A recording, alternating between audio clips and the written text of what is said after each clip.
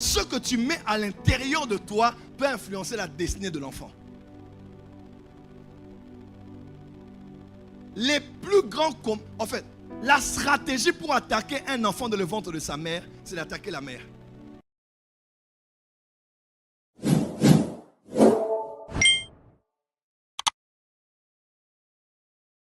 Encore la matrice.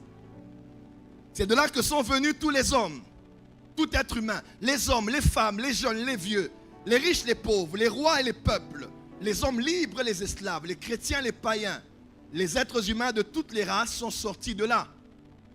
C'est de là que sont sortis des hommes et des femmes comme Napoléon Bonaparte, Jeanne d'Arc, Blaise Pascal, Charles de Gaulle, Albert Einstein, Abraham Lincoln, Margaret Thatcher, Nelson Mandela, Malcolm X et autres. Et même Jésus-Christ notre Seigneur, même Jésus notre Seigneur a été porté dans le sein maternel. Quelqu'un peut dire Amen très fort. Dis encore Amen plus fort que je t'entende. Dis encore un Amen mieux que je t'entende. Voilà pourquoi j'aime beaucoup ce texte quand on parle de matrice comme étant ventre, comme étant entraille. J'aime bien, on dit ici, oh come on, ça c'est fort. Luc 1 verset 41. Dès qu'Élisabeth entendit la salutation de Marie, son enfant tressaillit dans son sein et elle fut remplie de l'Esprit Saint. Quelque chose de spirituel peut commencer dans un enfant lorsqu'il est dans la matrice.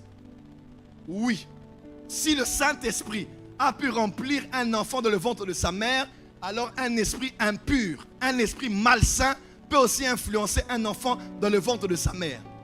Des fois, le diable attaque un œuf pour ne pas demain affronter un coq. Des fois, Satan peut vouloir attaquer un bébé Jésus, toute une génération de bébés, parce qu'il a peur d'affronter le grand roi à 33 ans à la croix.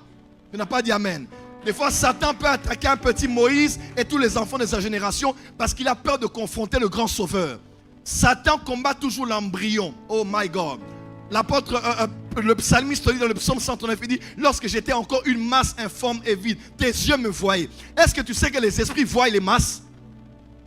Est-ce que tu sais que les esprits voient les masses? Toi, tu vois une masse, l'échographie voit une masse, tu vois sur l'écran une masse, mais Satan voit une nation. Oh my God.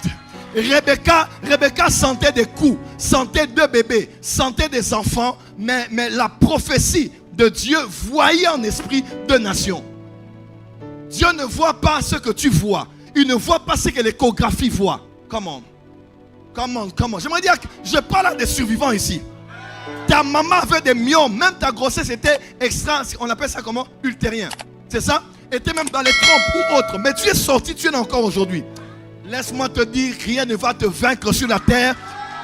Parce que tu as vaincu 9 mois là-bas, rien ne peut te détruire. Il dit, lorsque tes yeux me voyaient. Tes yeux me voyaient. Donc, Dieu est en train de travailler quand la masse informe était encore là. Les esprits peuvent influencer l'enfant lorsqu'il est encore masse informe et vide dans le ventre de sa mère. Voilà pourquoi il ne faut pas blaguer avec ton ventre. Il ne faut pas minimiser ta matrice. Parce que c'est un lieu extrêmement spirituel. Pourquoi nous disons toujours de la spiritualité que la femme est plus spirituelle que l'homme? Simplement par le fait que, il y a 4-5 raisons, mais celle de mon contexte de ce soir, c'est que la femme en elle, à part l'esprit qu'elle possède, bon, ok. L'être humain est un être spirito-matériel. C'est-à-dire, il est deux parties. Il est parvis que l'on voit, il est lieu saint et très saint qu'on ne voit pas. Il est corps que l'on voit, mais il est âme et esprit qu'on ne voit pas. Il est spirito-matériel. Donc c'est le matériel et le spirituel ensemble. Le sang, par exemple, était un élément spirito-matériel. Le sang a la partie que l'on voit, qui est visible, qui peut être étudiée dans la science. Mais le sang a aussi des éléments spirituels que l'on ne voit pas. Ça, c'est pour tout être humain. Mais la femme a quelque chose de spécial que Dieu a mis en elle. C'est ce qu'on appelle la matrice ou l'utérus. Et c'est extraordinaire. Parce que tout être vivant est un esprit. Et il a existé avant même qu'il ne vienne sur la terre par le ventre d'une femme. N'a-t-il pas dit à Jérémie? Avant même que je ne sois conçu dans le ventre de ta mère, avant que papa drague maman, avant qu'il y ait mariage, moi Dieu, je t'avais déjà consacré. On ne consacre que celui qui existe. On ordonne qu'au prophète que celui qui est déjà. Ta vie n'a pas commencé ici, ta vie a commencé là-bas. Donc Dieu t'avait donné une fonction, une onction, une capacité, une sanctification déjà là-bas. Et quand Dieu veut envoyer un esprit sur la terre, my God, tout avion qui doit atterrir sur le territoire français actuellement, prenons juste 2 cas de figure. Il y a l'aéroport de Orly et Roissy-Charles de Gaulle. Prenons que ces 2-là par exemple. Il peut en avoir plus. N'est-ce pas? Plus de Bourget par exemple. Ouais. Les avions, peu importe d'où ils viennent, ils doivent atterrir où? À l'aéroport, n'est-ce pas? Et à partir de l'aéroport, les passagers vont descendre et vont entrer dans la ville, vont avoir accès à la ville. Ou même, ils vont descendre pour prendre un autre avion. Quand Dieu envoie des esprits sur la terre, ils sont illégaux. Ils sont illégaux tant qu'ils ne sont pas passés par l'aéroport. Et l'aéroport biologique, c'est la matrice. C'est là où l'esprit entre. Comment? Là où l'esprit entre, l'âme entre et... Donc quand il y a un rapport sexuel, il y a des choses qui se passent. Quand la semence entre, il y a quelque chose qui se passe. À un moment donné du processus, le côté spirituel entre. Et la vie commence à se former. La vie commence à se former. La vie commence à se former. Parce qu'on commence à donner un corps à l'esprit qui est déjà là. L'esprit n'est pas formé là. L'esprit a été formé là-bas. L'âme n'est pas formée là. L'âme a été formée là-bas. Mais on commence à préparer un corps. C'est ainsi qu'on dit dans l'Ecclésiaste. On dit, tu ne connais pas l'œuvre de Dieu qui fait tout, comme les os sont formés dans le ventre d'une femme enceinte. Tu ne sais pas l'œuvre de Dieu qui fait tout. Donc, même dans le ventre là, Dieu fait des choses. Il le fait pourquoi? Il crée des vêtements. Il crée une habitation. Il crée une structure à l'esprit qui est entré. Donc, la femme est l'aéroport des esprits. Le ventre d'une femme est l'aéroport des esprits. Tous les humains que vous voyez aujourd'hui, qui qu'ils soient sur la terre, ils sont passés par la matrice. Ils sont passés par l'utérus. Et vous connaissez Satan, c'est un grand stratège. Il n'a pas besoin d'attaquer quelqu'un à ses 30 ans, à ses 40 ans, à ses 50 ans, à ses 2 ans, ses 3 ans. Non, il y a un combat qui commence déjà là. Et quand il va attaquer là, qu'est-ce qu'il fait? Généralement, il attaque la maman. Voilà pourquoi quand l'ange est apparu, l'ange n'est pas apparu au papa, l'ange est apparu à la maman de Samson. Pourquoi? Parce qu'il y a des choses que Dieu dit aux femmes et qu'il ne dit pas aux hommes.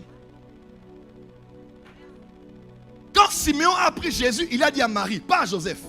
Il a dit 7 enfants. Il n'a pas dit à Joseph. Lisez bien la Bible. Il a dit à Marie. Pourquoi? Parce qu'il y a des choses que les femmes connaissent que les hommes ne connaissent pas. Bon, déjà numéro 1. La seule personne qui sait qui est ton père, c'est ta mère.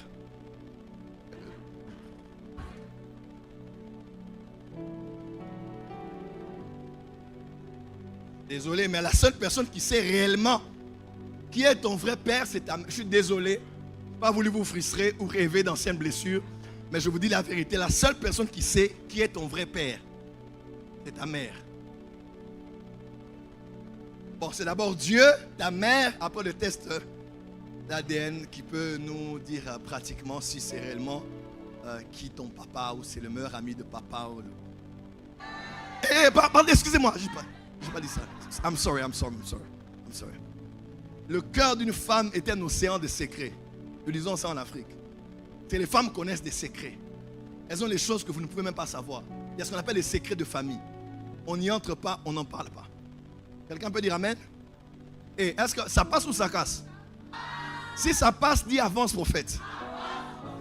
Dis encore avance prophète. Et l'ange dit à la maman de Samson, il dit attention. Il dit tu ne dois pas manger, tu ne dois pas boire. Pourquoi? Ce que tu mets à l'intérieur de toi peut influencer la destinée de l'enfant. Les plus grands... En fait, la stratégie pour attaquer un enfant dans le ventre de sa mère, c'est d'attaquer la mère.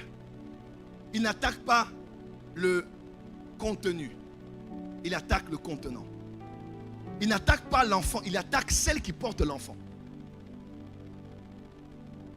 Parce qu'il sait que ce que mange la femme, ce que boit la femme, influencera directement l'enfant qui est dans son sein.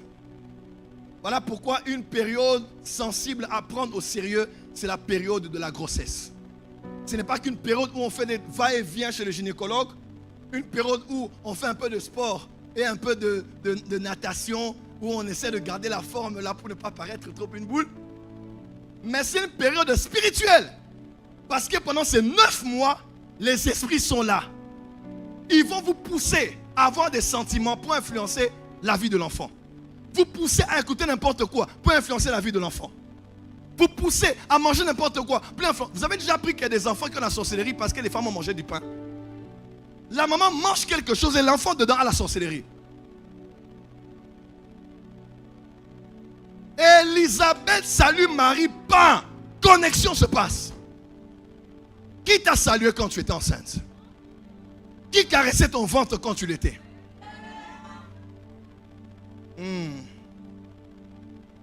Qui faisait semblant d'écouter un peu le battement du cœur de l'enfant? Qu'est-ce qu'il disait pendant qu'il touchait? Qui était ton gynécologue? Quel est son état d'âme? Quelle est sa spiritualité? Que Dieu nous donne des gynécologues chrétiens. On a beaucoup d'occultistes qui se cachent derrière cette science qui sert la nation, qui sert les hommes, qui est d'une grande valeur, d'une grande noblesse. Pour faire quoi? Pour envoûter des enfants. Et on a appris des témoignages aujourd'hui. Une personne témoigne qu'elle était sorcière, mais elle dit, dans le ventre de ma mère déjà je sortais. Je faisais le voyage astral du ventre de ma mère, je sortais. Je tue des gens, j'envoûte des gens, je rentre et je suis un bébé.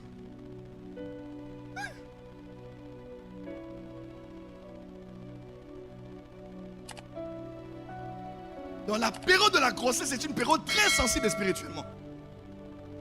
Voilà pourquoi il faut être prudente. Quand vous êtes mari, vous devez être tendre avec votre femme qui est enceinte. Quand vous êtes spirituel, vous devez être tendre parce que dans cette période-là, il y a des choses qui peuvent se passer pour attaquer l'enfant en attaquant la matrice. Et je vais entrer dans cela. Qui est prêt? Dis avance prophète, bien. Dis avance prophète que je t'entende. Dis à ton voisin, fais attention. La femme, dis à ton voisin la femme et le passage des esprits. Donc quand les esprits peuvent quitter l'éternité pour entrer là, ils passent. Regardez avec moi, quand le péché qui est spirituel a voulu entrer sur la terre, le péché est passé par la femme.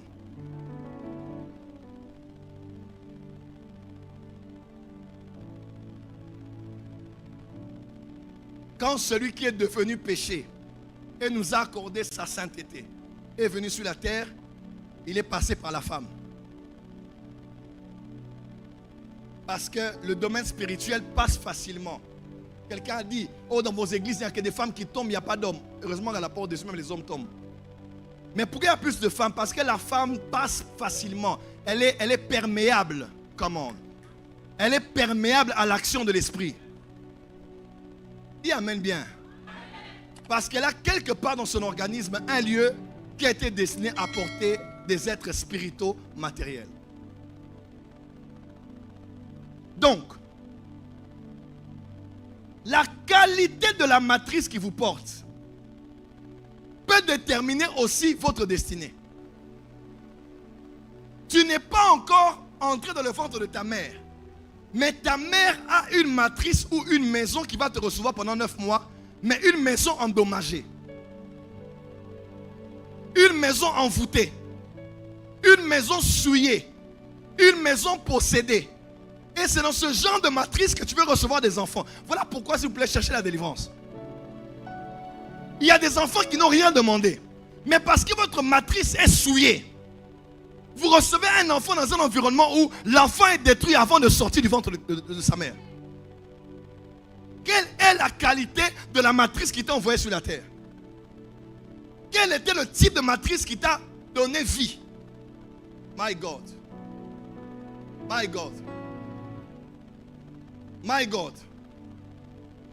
My God. My God.